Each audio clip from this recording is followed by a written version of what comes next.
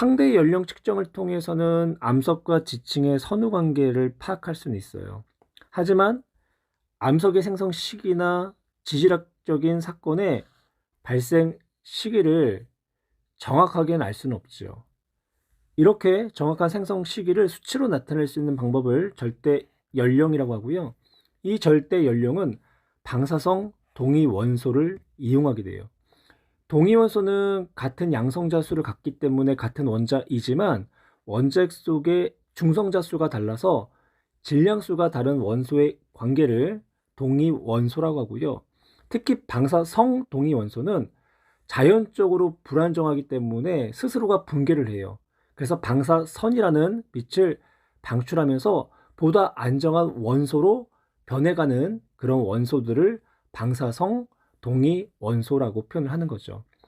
이때 붕괴하는 원래의 방사성 동위 원소를 모 원소다라고 표현하고요. 붕괴를 통해서 새로 생성된 안정한 원소를 자원소다라고 표현해요. 붕괴할 때는요, 외부의 온도나 압력 변화에 관계없이 일정하게 붕괴를 하죠. 그래서 반감기라는 게 적용을 해요. 반감기라는 거는요, 원래 모 원소의 양이 절반이 될 때까지의 시간을 반감기라고 하는데, 뭐 예를 들어서 모 원소의 양이 10만큼 있다고 가정을 할게요. 그러면 모 원소의 양이 5만큼 감소를 하게 되면 자원소는 0에서 5만큼이 생성되겠죠. 이때의 시간이 t라고 한다면 또다시 모 원소가 5에서 그의 절반인 2.5로 줄어들면, 즉 자원소가 5에서 7.5로 늘어날 때도 역시 동일한 시간인 t라는 시간이 적용이 된다는 거예요. 따라서 모원소와 자원소의 비율 그리고 반감기를 이용하면 절대 연령을 계산할 수가 있지요. 방사성 동위 원소의 반감기를 한번 볼까요? 우라늄 238부터 탄소 14까지 반감기가 약 45억에서요. 약 5730년까지 다양한 반감기를 갖고 있죠. 아래 주어진 공식을 붕괴 법칙이라고 하고요. 이 붕괴 법칙을 통해서 암석에 포함된 방사성 동위 원소의 처음의 양과 그리고 현재의 량 또한 반감기를 알면 그 암석이 언제 생성됐는지에 대한 절대 연령을 알 수가 있어요. 아래 그래프는요, 반감기가 적용되는 1차 반응을 나타내는 그래프가 되고요. 이 그래프를 통해서 방사성 동위원소의 무원소와 자원소의 비율을 통해 반감기와 반감된 경과 횟수를 알 수가 있죠. 무원소의 양이 처음에 100이었고요. 100 한번 써볼까요? 무원소의 양이 처음에 100이었고요. 자원소의 양은 0이었죠. 한번 반감을 통해서 무원소의 양이 50으로 감소하게 되면 자원소는 50만큼이 늘어날 거예요. 그리고 그 상태에서 또 한 번 반감을 했다라고 한다면 무원소는 50에서 25가 감소했기 때문에 25가 되는 거죠. 자원소는 현재 50에서 무원소가 감소한 25만큼 증가했기 때문에 75. 그럼 비율로 따진다면 무원소는 전체 4분의 1이 되는 거고 자원소는 전체의 4분의 3이 되죠. 처음 무원소의 양분의 자원소의 양이 2분의 1일 때는 한 번 반감을 한 거고, 처음 무원소의 양분의 현재 남아있는 무원소의 양이 4분의 1이 될 때는 두 번을 반감했다는 것을 확인할 수 있어요. 따라서 다음 같은 공식이 나오는데요. 처음 무원소의 양분에 남아있는 무원소의 양은 2분의 1 반감한 횟수의 승에 비례한다. 그리고 또한 위에 주어진 식과 아래에 주어진 식을 통해서 다음과 같은 식을 유도할 수 있는데요. 첫 번째 식을 다음과 같이 표현할 수 있죠. 처음 무원소 양분에 남아있는 무원소의 양 2분의 1 반감기분의 절대 연령의 승은요, 또한 밑에 처음 무원소분에 남아있는 무원소의 량은 2분의 1 반감기의 n번 승으로요. 그러면 반감기분의 절대 연령은 반감기의 n번이 되는 거고요. 따라서 절대 연령은 반감기에다가 반감기에 경과한 횟수의 곱으로 다음과 같이 표현할 수 있겠네요. 방사성 동위 원소를 이용해서 절대 연령을 측정할 때에 유의할 점이 있어요. 첫 번째는 반감기의 길이에 따른 이용인데요. 반감기가 긴 방사성 동위 원소를 이용할 때가 있고, 때로는 반감기가 짧은 방사성 동위 원소를 이용할 때가 있는 거죠. 측정하려는 암석의 연령에 비해서 방사성 동위 원소의 반감기가 너무 길면 자원소의 양이 너무 적겠죠. 또한 암석의 연령에 비해서 반감기가 또 너무 짧으면 무원소가 대부분 붕괴이기 때문에 무원소의 양이 너무 적게 산출될 거예요. 이런 경우에는 절대 연령을 측정하기가 어렵죠. 따라서 오래된 지질 시대의 연령을 측정할 때는요, 반감기가 긴 우라늄이나 토륨, 그리고 칼륨, 르비듐을 이용을 해서 지구 탄생 시기나 공룡의 멸종 시기 등 먼 과거의 지질학적인 사건이 발생할 시기를 알아낼 수가 있고요. 또 반면에 반감기가 짧은 탄소 등을 이용하면요, 가까운 지질 시대의 연령이나 혹은 고고학 지구 환경 변화 등을 확인하는 데 유리하죠. 또 하나의 유의할 점은요, 방사성 동위 원소를 이용해서 구한 절대 연령은 모든 암석의 생성 시기를 나타내지는 않는다라는 거예요. 화성암의 경우는 마그마가 식어서 광물이 생성되는 시기를 나타내고요. 또한 변성암도 변성작용이 일어나는 시기나 혹은 변성작용이 일어난 후에 냉각된 시기를 알 수 있어요. 하지만 태저암의 경우는요, 태저암을 구성하는 입자가 태저암보다 먼저 생성됐기 때문에 생성 시기를 나타내는 게 아니라는 거죠. 태적물을 구성하는 근원암의 생성 시기를 나타내는 거고요. 방사성 동위 원소에 대한 설명이고요. 방사성 동위 원소는 뭐뭐를 이용하여 절대 연령을 측정한다. 절대 연령은요, 암석이나 광물이 생성된 시기를 구체적으로 수치로 나타낼 수 있는 것이고요. 그리고 방사성 동위 원소의 반감기를 이용해서 절대 연령을 측정할 수 있죠. 붕괴하는 방사성 동위 원소를 뭐뭐 원소, 붕괴로 생성되는 원소를 뭐뭐 원소라고 한다. 붕괴하는 방사성 동위 원소를요, 모 원소가 되는 거고요. 또한 붕괴로 생성된 원소를 자원소다라고 하죠. 방사성 동위 원소의 반감기는 온도와 압력 변화에 관계없이 반감기는 언제나 일정하고요. 절대 연령 측정에 대한 설명이고요. 방사성 동위 원소의 반감기가 한 번 지나면 무원소하고 자원소의 양은 1대1이 되는 거죠. 옳지 않은 내용이 되는 거고, 아래다 한번 표현해 볼까요?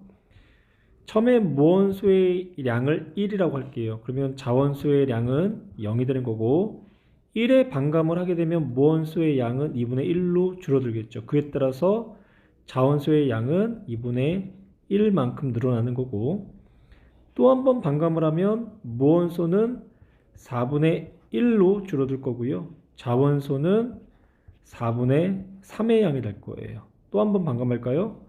무원소는 8분의 1의 양이 되는 거고, 자원소는 8분의 7의 양이 되는 거고, 처음부터 끝까지 자원소와 무원소의 양은 처음에 무원소의 양이었던 1의 값을 계속해서 유지를 해야 되겠죠. 이번 생성 시기가 오래된 암석의 절대 연령을 측정할 때는 반감기가 짧은 것보단 긴 방사성 동위원소가 유리하다. 옳은 내용이 되는 거죠. 반면에 생성 시기가 짧은 암석의 절대 연령을 측정할 때는 반감기가 짧은 게 더 유리하고요. 3번 방사성 동위 원소의 반감기를 이용하면 세설성 태저감의 생성 시기를 알 수 있다. 방사성 동위 원소를 함유하고 있는 광물은요, 모든 종류의 암석 포함은 될 수 있어요. 하지만 방사성 동위 원소를 이용해서 구한 절대 연령은 모든 암석의 생성 시기를 나타내지는 않죠. 뭐 예를 들어서 화성암에서 측정한 절대 연령은요, 마그마가 식어서 광물이 생성된 시기를 나타내지만 태적암의 경우는 태적물이 기원한 암석의 절대 연령이 측정되기 때문에 태적암에 측정된 절대 연령을 통해서는 태적암의 연령을 알 수는 없어요. 변성암의 경우에도요, 측정된 절대 연령은요, 변성암이 생성된 시기나 혹은 변성암이 냉각된 시기를 나타내는 거지 변성암의 절대 연령을 나타내진 않다라는 거. 따라서 방사성 동위 원소의 반감기를 이용하며 세설성 태정암의 생성 시기를 알 수가 없다라고 해야 되겠네요. 다시 한번 얘기한다면 태적암의 경우는 태적물이 기원한 암석의 절대 연령이 측정되는 거기 때문에 태적암이 형성된 시기의 연령은 알 수가 없다.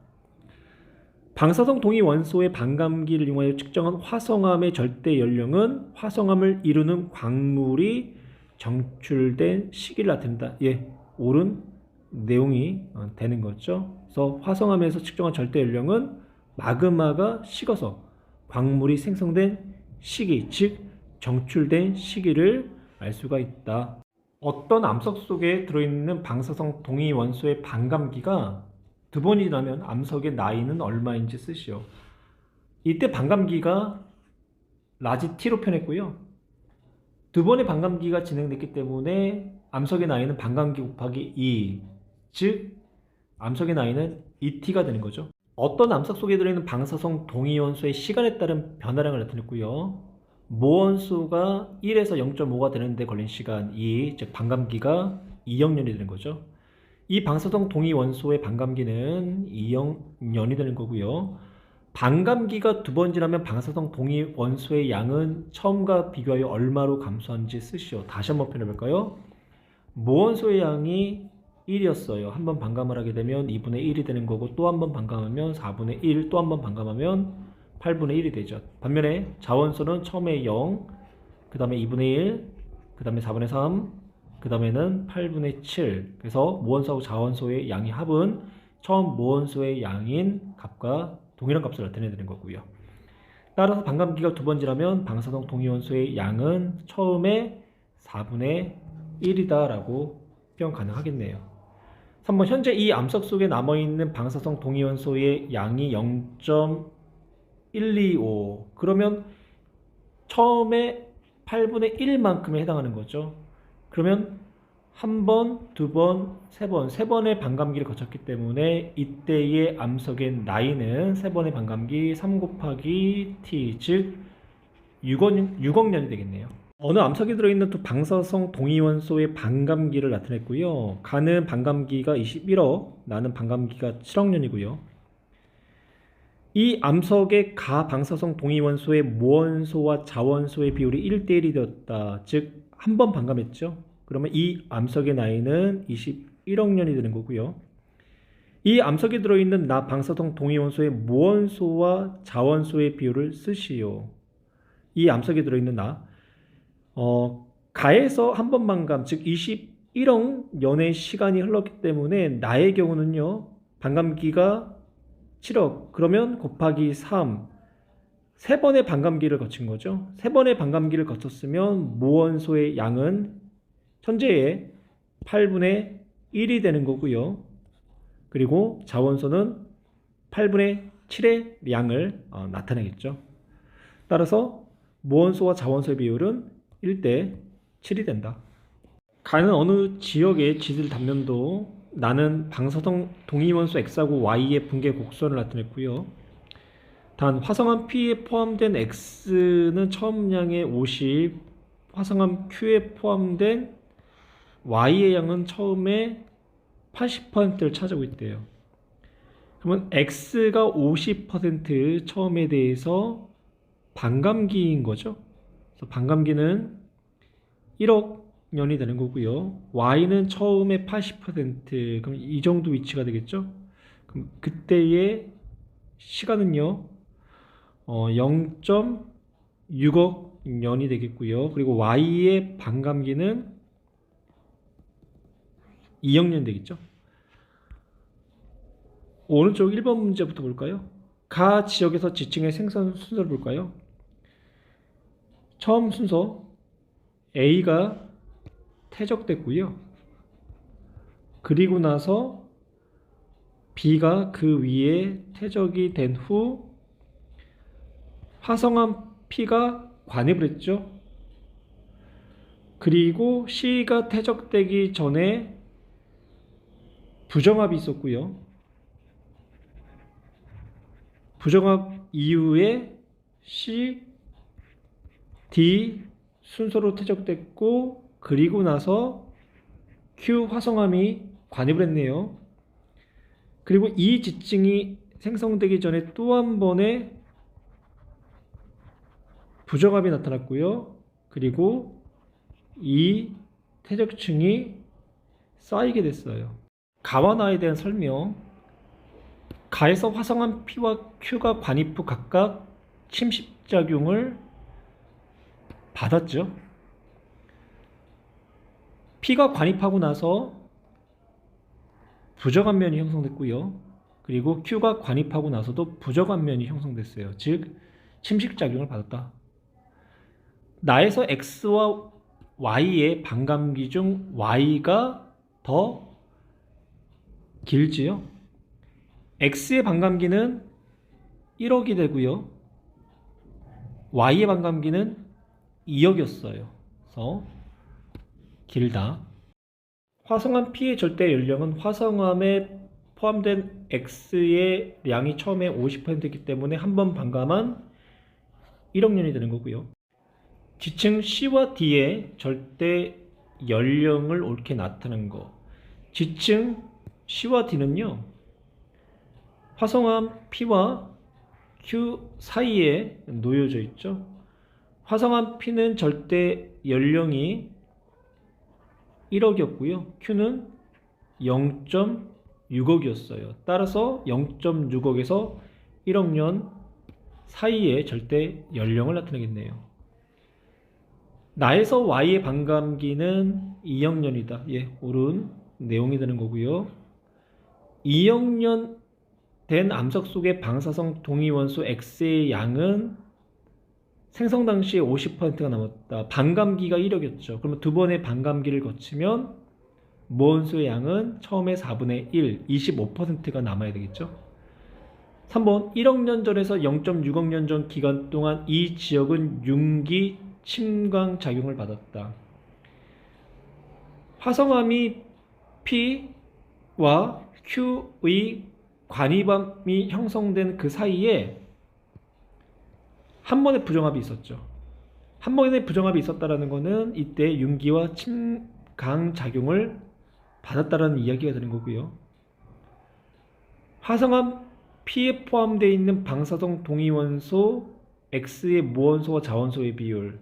한 번의 반감을 거쳤기 때문에 무원소와 자원소의 비율은 1대 1이 되겠죠.